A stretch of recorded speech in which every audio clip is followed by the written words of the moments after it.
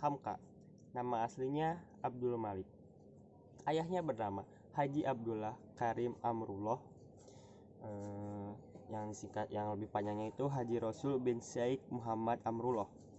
Buya Hamka adalah seorang ketua Majelis Ulama Indonesia pertama di Indonesia. Dikenal pula sebagai tokoh Masyumi dan ulama Muhammadiyah. Sepanjang hidupnya, Hamka dikenal sebagai sosok ulama yang besar dan gigih membela Islam, dan sangat tegas dalam hal akidah ataupun tanpa kompromi.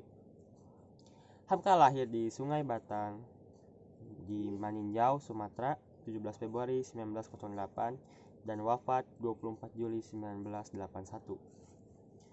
Ibunya bernama Siti Safiah. Hamka merupakan akronim dari atau potongan nama lengkapnya. Itu asal usulnya disebut Hamka, nama aslinya Abdul Malik. Ia menikah dengan Siti Roham. Suatu ketika istrinya yang pertama meninggal, ia menikah lagi setelah kurang lebih 1 tahun 8 bulan.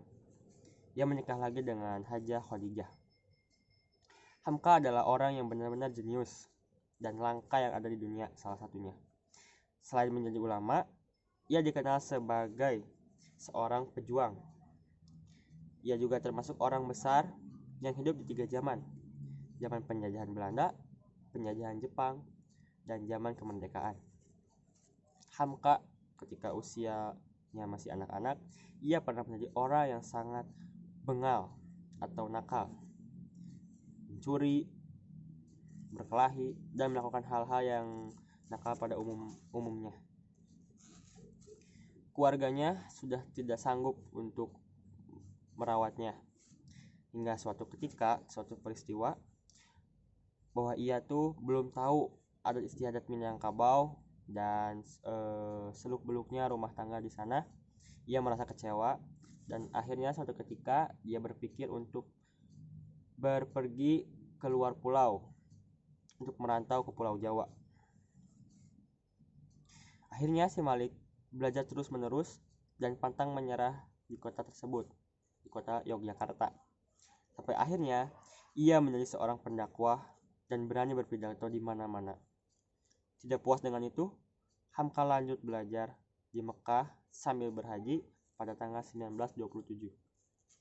Sepulang di kota Mekah, ia lanjut menjadi salah satu pengurus Muhammadiyah dan menikah dengan Siti Roham.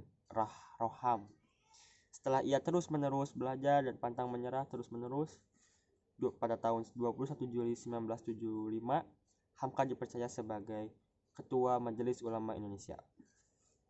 Pencapaiannya, selain menjadi ulama, ia menjadi seorang penulis, mengarang buku, dan menjadi seorang wartawan.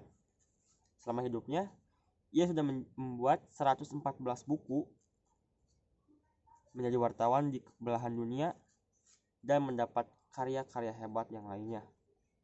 Ia juga seorang ahli dan pelaku sejarah. Ia pernah berkali-kali mengikuti kegiatan internasional di berbagai negara berbeda-beda.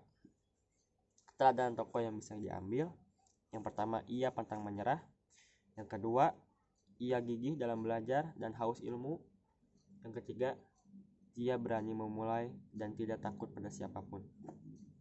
Sumbernya dari buku Hamka Perpustakaan SMA 10 Bandung, dari Wikipedia dan tirto.id. Assalamualaikum warahmatullahi wabarakatuh.